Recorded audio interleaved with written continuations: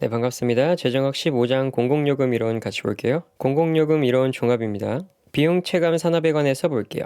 비용 체감 산업이란 평균 비용이 지속적으로 감소하는 특성을 가지고 있는데요. MC가 AC 밑에 있어야 됩니다. 비용 체감 산업에서는 평균 비용보다 한계 비용이 낮고요. 장기 평균 비용이 감소하는 특징을 나타냅니다. 비용 체감 산업에서는 한계 비용 가격 설정을 해도 손실은 발생하네요. 초기에 대규모 설비 투자가 요구되는 경향이 있습니다. 시감의 경감에 따라 자연 독점화하는 경향을 보여요.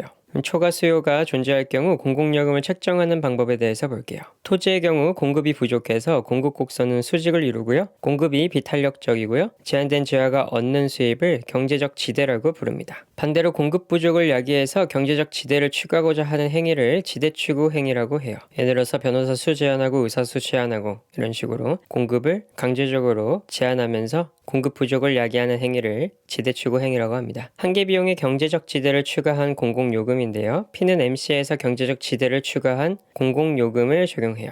무슨 말이죠? 초과 수요가 존재한다면 공공요금을 어떻게 책정하는가 한다면 한계 비용의 경제적 지대를 추가해서 공공요금을 책정한다고요. 자연독점 공기업의 공공요금 설정에 관해서 그럼 볼게요. 고정요금과 비례요금으로 구성되는 이부요금제는 비선형 가격 설정 방식입니다. 비선형 가격 설정은 연속적으로 이어지지가 않는 걸 말해요. 평균 비용과 수요 곡선이 교차하는 점에서 생산하면 기업은 적자를 면하지만 비효율적입니다. 그러니까 P는 A씨의 점에서 가격을 설정하면은 적자는 면하겠지만 최적 생산량이 아니라는 거예요. 수요 곡선이 우하향하는 경우 공기업 대신 민간 기업이 독점 공급한다면 요금 수준이 높아집니다. P는 MC였으면 가격은 여기였을 텐데 민간 기업이 독점할 경우 MC는 MR이 되니까 가격이 이쪽에 형성되겠죠. 가격이 올라갑니다. 수요 곡선과 한계 비용 곡선이 교차하는 점에서 생산할 경우 자원 배분의 효율성이 극대화됩니다. P는 MC점 말하는 겁니다. 여기 말하는 거예요. 평균 비용 가격 설정 방식에서 평균 비용 곡선이 수요 곡선보다 상방에 위치하면 수익성이 보장되지 않습니다. 지금 이런 상태를 말하고 있는 건데요. 수요자가 지불하고자 하는 가격에서는 평균 비용을 회수할 수가 없기 때문이에요. 갭만큼 이 적자가 발생하는 거예요. 한계 비용 가격 설정에 관해서 볼까요? P는 MC 말하는 겁니다. 규모의 경제가 발생하는 경우에 한계 비용 가격 설정 방식은 해당 기업의 적자를 유발하게 돼요. 자, 규모의 경제가 발생할 때 뭐였죠? MC가 AC 밑에 있는 상황인 거예요, 지금. 그러니까 P는 MC일 때 적자를 유발하고 있어요. 장기 평균 비용이 일정한 공공 서비스의 경우 수요 곡선과 장기 한계 비용 곡선이 일치하는 수준에서 공공요금을 결정해야 한다. 자, 무슨 말이냐? 장기 평균 비용이 일정하다, A씨가 일정하다는 건 수평선을 이루고 있다는 거고요. A가 일정할 경우 M도 A랑 일치하게 됩니다. 그래서 A씨랑 MC가 같고요. 적자도 발생하지 않는 상태에서 자원 배분도 효율적인 상태임을 말합니다. P는 A씨일 경우 적자가 없겠죠. 이 말은 P는 MC다. 랑 똑같겠죠. 어떨 때 충족한다고요? 장기 평균 비용이 일정한 공공 서비스의 경우에요. 한계 편익을 나타내는 수요 곡선과 한계 비용 곡선이 교차하는 점에서 공공 서비스의 가격을 결정하는 방식입니다. 한계 비용 가격 설정은요. 생산과 소비의 외부성이 존재하지 않는다는 가정을 전제로 하고 있고요. 외부성이 있다면 이 MC가 PMC랑 SMC로 괴리가 발생하게 되죠. 즉 EMC가 없다는 걸 가정을 전제해서 한계 비용 가격 설정을 하는 겁니다. 그럼 다음으로 공공 서비스의 경우 정부가 한계 비용 가격 설정 방식을 택할 경우 적자에 대해 대처하는 방안에 대해서 볼게요. 평균 비용에 의한 가격 설정 방식은 손실을 0으로 만들어주지만 생산 수준이 과소하게 됨으로써 후생 손실을 유발하는 문제점이 있습니다. 자, 지금 MC 곡선 위에 AC 곡선이 있어요. 근데 이 AC를 기준으로 생산을 하게 되면 이 MC를 기준으로 했을 때보다 과소 생산된다는 거예요, 지금. 일반 재원에 의한 충당은 가장 손쉬운 방법이기는 하나 가용자금에 대한 사업 간 갈등이 생길 소지가 있습니다. 제2급 가격차별 정책을 사용함으로써 결손을 방지할 수 있을 것이나 분배적인 측면에서 형평성 문제가 야기될 수도 있어요. 제2급 가격차별 정책이란 사용량에 따라 요금을 다르게 책정하는 건데요. 자원 배분의 효율적이나 분배적인 측면에서는 역진성을 띠게 되죠. 사용량이 적은 사람에겐 높은 요금, 사용량이 많은 자에겐 낮은 요금을 부과하게 되니까요.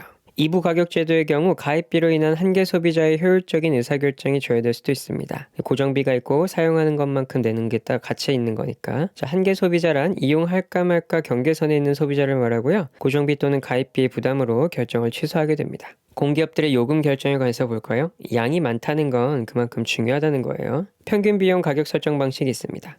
평균 비용 가격 설정 방식을 채택하는 경우 생산 비용을 낮추기 위해서 노력할 요인이 저하될 수 있습니다. 무조건 적자는 면하니까요. 규모의 경제가 발생하는 공기업의 평균 비용 가격 설정 방식을 채택할 경우 한계 비용 가격 설정 방식에 비해서 가격은 높고 공급량은 적게 나타나겠죠. 자연 독점일 경우에 평균 비용 가격 설정을 하면 경제적 이유는 0이 됩니다. 자연 독점 상황에 있는 공기업이 평균 비용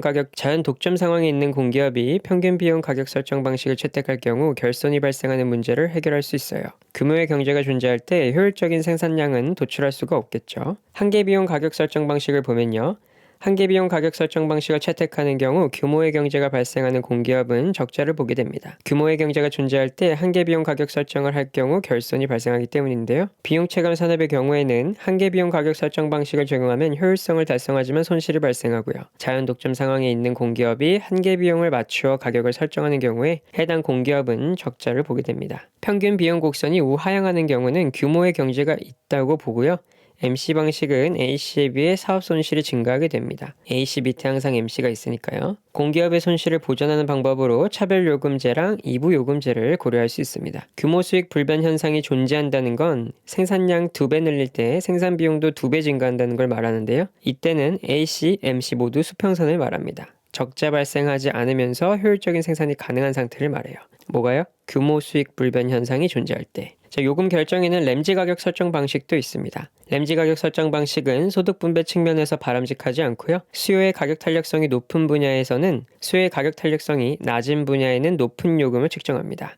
필수제의 높은 가격을 매기겠다는 거예요. 램지 가격 설정 방식은 일정한 재정 수입을 달성해야 하는 조건을 충족하지만 파레토 효율성은 달성하지 못합니다. 효율성 상실을 극소화하는 방법이지 파레토 최적을 만드는 건 아니니까요. 가스 서비스에 대한 수요의 가격 탄력성이 전화 서비스에 대한 수요의 가격 탄력성보다 낮은 경우에 대해서 물어봤네요. 램지 가격 설정 원칙은 가스의 가격을 높게 측정해야 되죠. 왜냐하면 가스 서비스에 대한 수요의 가격 탄력성이 전화 서비스보다 낮기 때문입니다. 간단하게 말해서 가격의 영향을 덜 받게 되면 가격을 높게 측정한다는 거예요. 램지 가격 설정 원칙은 일정한 재정 수입의 확보를 전제로 하고 있고요. 공공요금 설정에 따른 효율성 상실의 극소화를 추구합니다. 가격이 한계 비용과 괴리되는 상대적 비율이란 P를 MC에 뺀 가격에 P를 나눈 건데요. 이거는 러너의 요금 마진율이라고 합니다. 가격이 한계 비용과 괴리되는 상대적 비율은 전화 서비스의 경우가 가스 서비스의 경우보다 작게 돼요. 왜냐하면 가스 서비스의 가격이 더 높기 때문에 그 괴리도 가스가 더 크겠죠.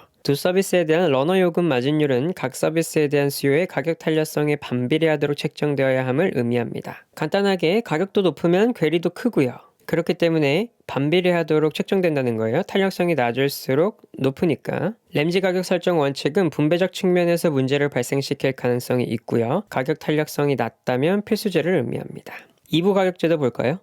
2부 가격제도에서 공공요금은 독점적 생산자가 소비자 잉여의 크기를 미리 예상해서 이를 가입비로 받고 사용료는 한계 비용과 일치하게 설정하는 것을 말합니다. 그러니까 최대한의 가입비란 소비자의 잉여의 크기를 말해요. 규모의 경제가 있는 경우를 위해서 만들어진 제도고요. 소량의 소비자들에게 가입비가 묵시적으로 장벽으로 작용하는 부작용을 생각해 볼 수 있습니다. 가입비의 크기는 소비자의 잉여를 크기를 사용하는 것이 일반적이지만 공공요금의 경우에는 결손을 메울 수 있는 만큼의 사용자 분담금 성격을 띠게 될 겁니다. 사용료는 한계 비용에 일치시키고요. 전화나 수도의 경우에 부과되는 기본요금이 그 예가 됩니다. 생활 필수품 성격을 띠고 있죠. 수요의 가격 탄력성이 낮기 때문에 기업이 고정요금 인상을 통해 부담을 이용자에게 전가시키는 겁니다. 서비스 이용 기회 제공에 대해 부과하는 고정요금과 실제 소비량에 대해 부과하는 종량요금으로 구성되고요. 효율적인 생산 수준을 달성할 수 있습니다.